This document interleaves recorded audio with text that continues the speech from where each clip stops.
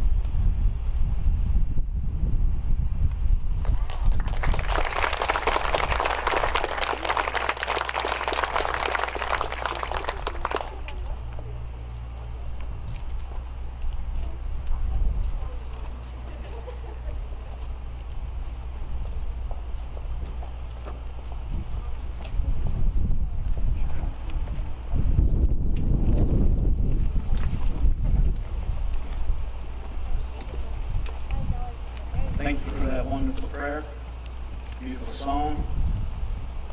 At this time, if you can, would you please stand with me and we'll go to our Creator in prayer.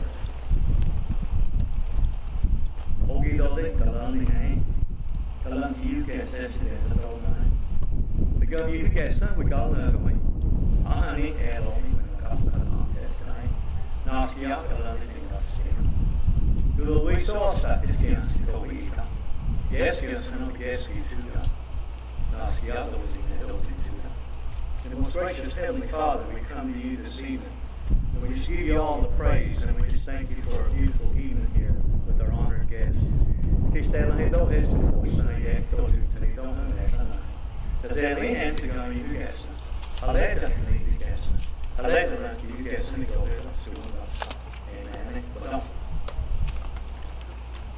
See?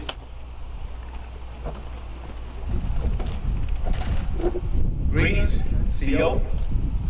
It's a good day to be here with you today.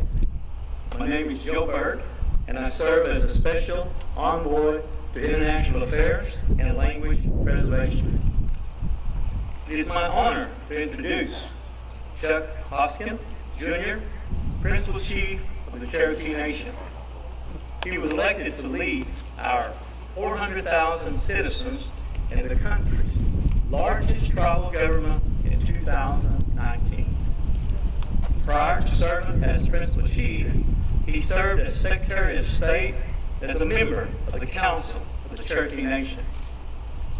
Started to love strong ela who gum you he said he don't he's elected. The goal of start from the end now. I got you we don't ask me God and you know we are. Elo's on that. Tahlequah also he has committed his career to strengthening tribal sovereignty and serving the Cherokee people. During his time as principal chief, he has overseen the largest investment in the tribe's history to preserve and perpetuate the Cherokee language. Ladies and gentlemen, it is my distinct honor to introduce to you the principal chief of the Cherokee Nation, Chuck Hoskin, Jr.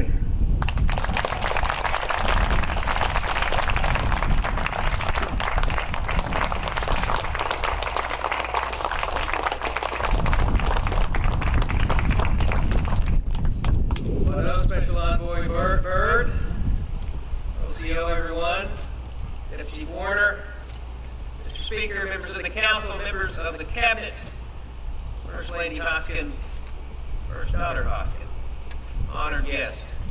We want to welcome First Lady of the United States, Dr. Jill Biden, and the Secretary of the Interior, Deb Haaland, to the Cherokee Nation Reservation. The Cherokee Nation is honored to host you in our capital city. It is truly an historic day for the Cherokee Nation and our 400,000 citizens. We're especially proud to share with you just how committed we are to preserving and advancing the Cherokee language.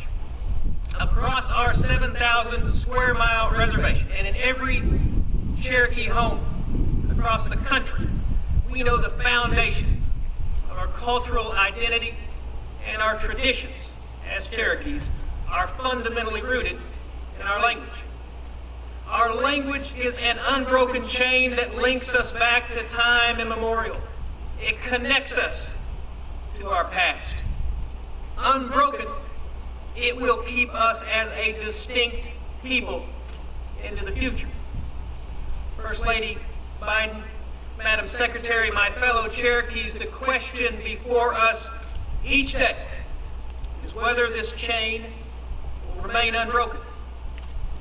It's against extraordinary odds that our language even endures, but the chain still remains unbroken.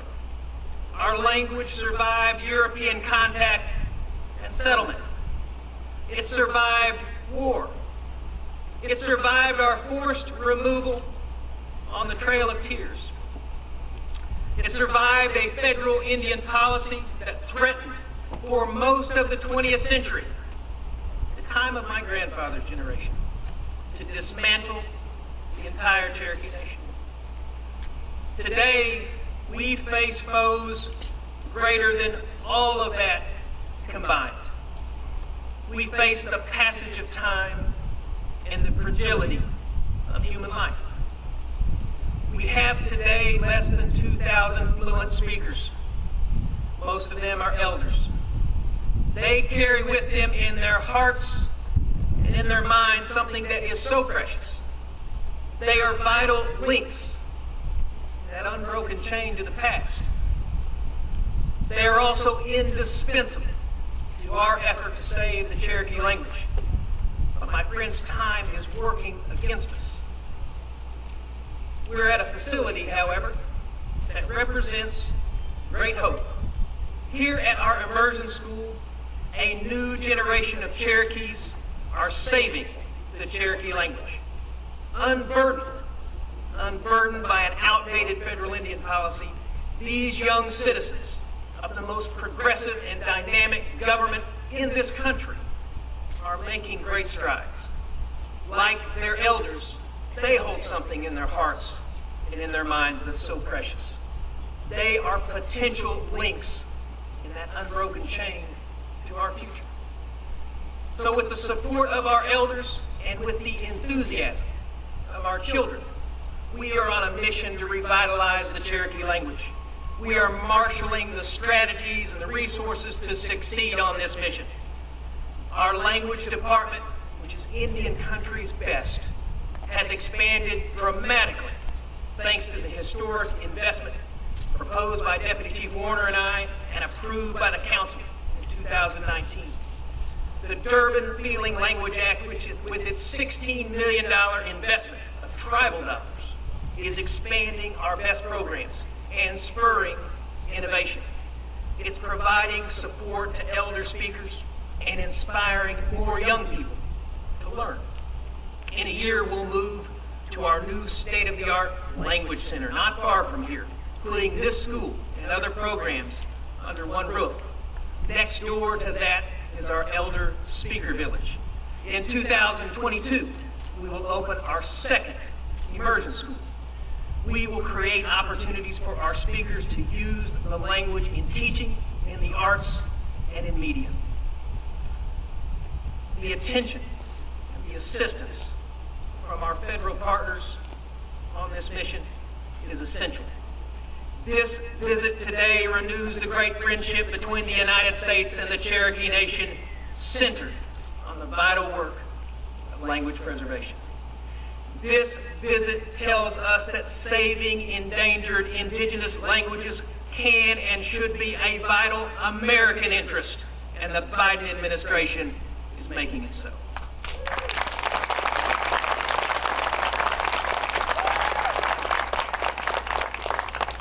First Lady Biden, Madam Secretary, we are on a mission at the great Cherokee Nation to meet the great challenge of saving our language and to making sure that unbroken chain remains unbroken. You have both today joined us on this mission. Generations from now, Cherokees will look back at this time as a pivotal moment. I am today full of great hope and great optimism. My fellow Cherokees, now more than ever, I believe this about our mission to save the Cherokee language. We cannot fail. We must not fail. We will not fail. Thank you all very much.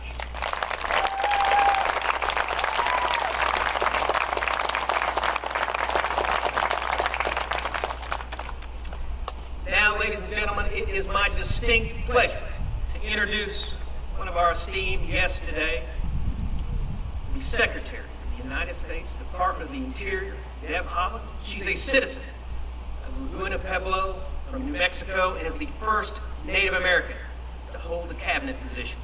We're proud of her. We appreciate her dedication to tribal sovereignty and protecting our traditional values. She has championed policies in Congress and in her current role that makes our families and our future more safe, more secure. Most recently, she has taken on a comprehensive review of intergenerational trauma created by federal Indian boarding policies that sadly contributed to the erosion of our native languages and our lifeways. With her at the helm leading the very department that was once charged with implementing these devastating policies, Secretary Haaland has already made great strides to correct historic wrongs. It is my honor and privilege to introduce you to you today, the Secretary of the Interior, Deb Haaland.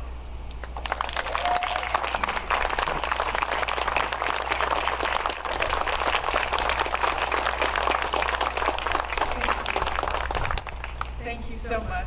Thank you for your very generous introduction, Chief Pumpkin.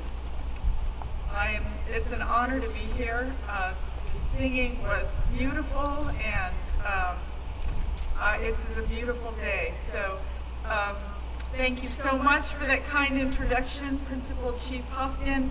I'm incredibly grateful for your friendship, your leadership, and your advocacy for all Native people. So thank you. Thank you for that beautiful prayer as well. Guwatsi Haupa, greetings everyone. It's amazing to be at the Cherokee Immersion School today with our First Lady, Dr. Jill Biden, to highlight an issue that is close to my heart.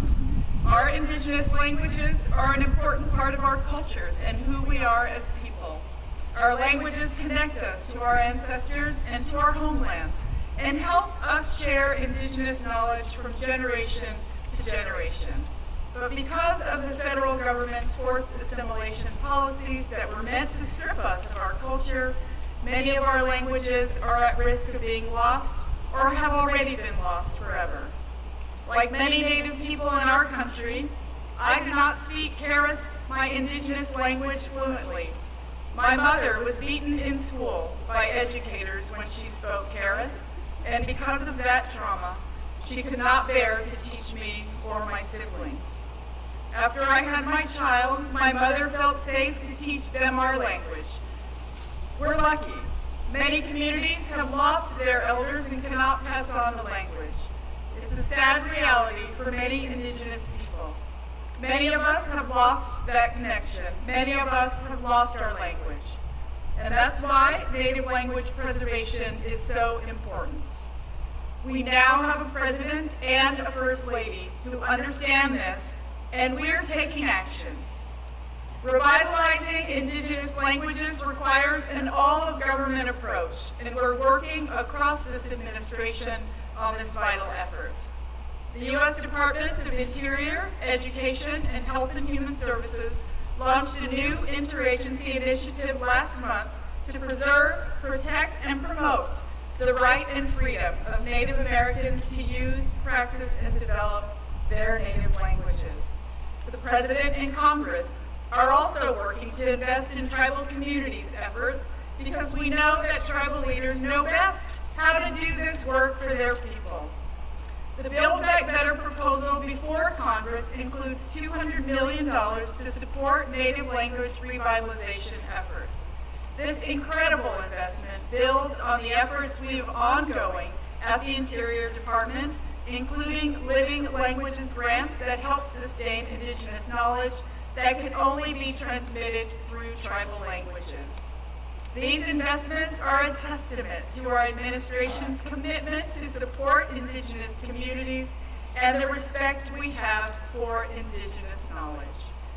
Today, I'm looking forward to learning more about the programs right here at Cherokee alongside the First Lady, and I can't wait to see and hear young people learning their language and embracing their culture in the classroom. And now, I'll introduce Maida Nix and Elena Payton, a teacher and student duo who exemplify what it means to have generational connections through language revitalization. Very proud to be here with you as well. Dawa'e Wado, thank you so much.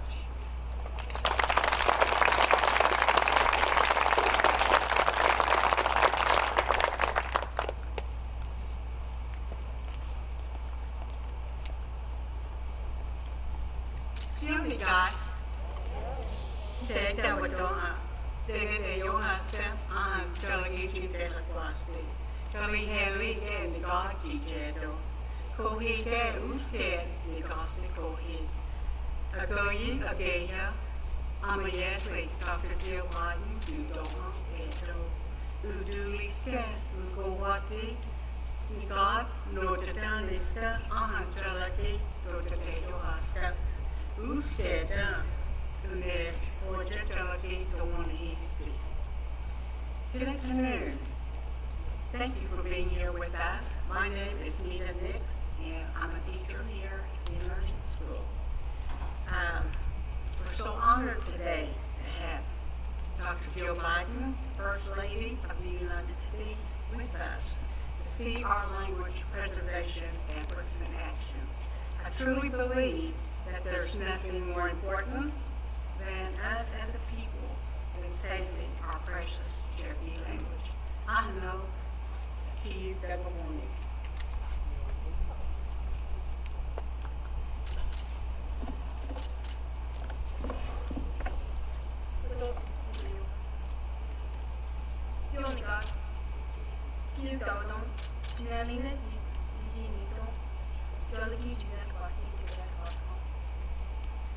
Salabod Adam Isti Yoku Yawaduro Grandeza Ia Danti Agaya Gaya Dr. Jill Biden Yudoma Ide Yohas Higo Weliski Ugesa Northern Virginia Gadu Galalabi Dunet Kwasi Ugoda, Duke Sesto, Delquasi, Aniyoski, Sibanela, ale ataiesc. Jetatan nilaga, agai ideya, Dr. Jill Biden, Dohan, Hani Jolly Ayeri. Hello, my name is Hugh, and I'm an 8th grade student at Cherokee Emerging School. It is my honor to introduce the First Lady of the United States, Dr. Jill Biden. As First Lady focuses on education, military, families, and fighting cancer. Please join me in welcoming First Lady Dr. Jill Biden to the Cherokee.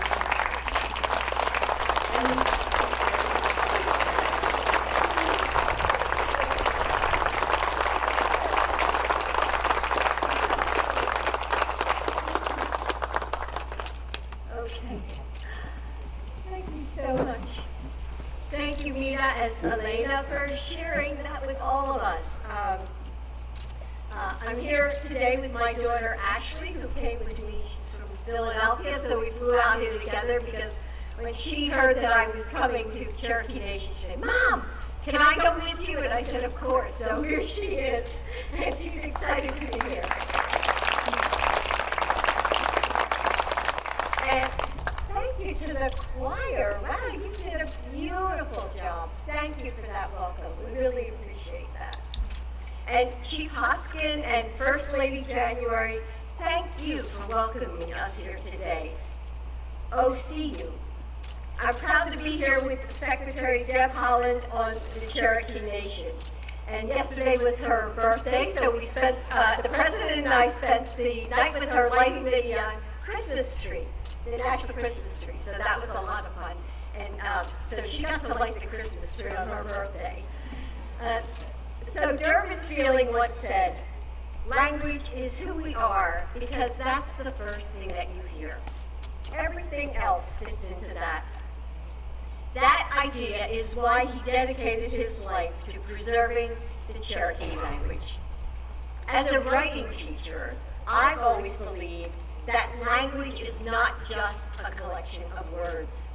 It has the power to create, defining the shades of our joy and sorrow, dividing what matters from the mundane. It helps us to tell the story of our culture and our traditions, containing the wisdom of the world that only we know. It connects us to our faith, naming the divine and our relationship with it. It's a thread weaving through our past, present, and future. The inheritance of our ancestors, and a gift that we give to our children. The ability to speak our own truth in our own words is power.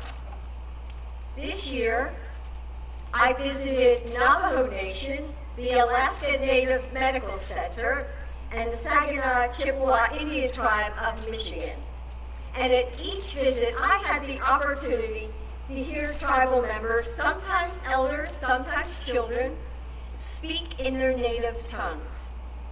And despite the dwindling numbers of speakers, despite the devastating loss of so many elders in this pandemic, including 61 lives lost right here in the Cherokee Nation, so many are dedicated to keeping their heritage and their language alive. It's a beautiful reminder that the spirit of a people cannot be lost when there are those who are willing to hold it into their hearts, to fight for it with love, dedication, and strength. And that's exactly what you are doing here, kindling a love of the Cherokee language and heritage in the next generation of your people. And in doing so, you are not only growing their minds and connecting them with their history, you are helping them to discover what makes all of you so unique. You are helping them find the spirit and strength that they will bring to their own fire and light to this world. I'm here to say, and I think Deb said it so well, you are not alone in this endeavor. Secretary Holland talked about how we're going to invest in your community and in the revitalization of Native languages. This is so important to us. We want you to know that President Biden and his administration are a partner to you. I hope you know that. We stand with the Cherokee Nation. When I visited Anchorage, our host honored me with a Yupik name and shared something that her grandmother used to say in her native Yupik tongue language. And it's this: when you lead with love, you never stand alone. Isn't that beautiful? Watching the joy of your singers and hearing the devotion that comes from this school's leadership, it's clear that there's so much love for you here, for your tribal nation, for your heritage, for the ancestors who live on in your hearts, for the future that you all are building. You are leading with love, and we stand with you today, tomorrow, and always. Wadam. Thank you.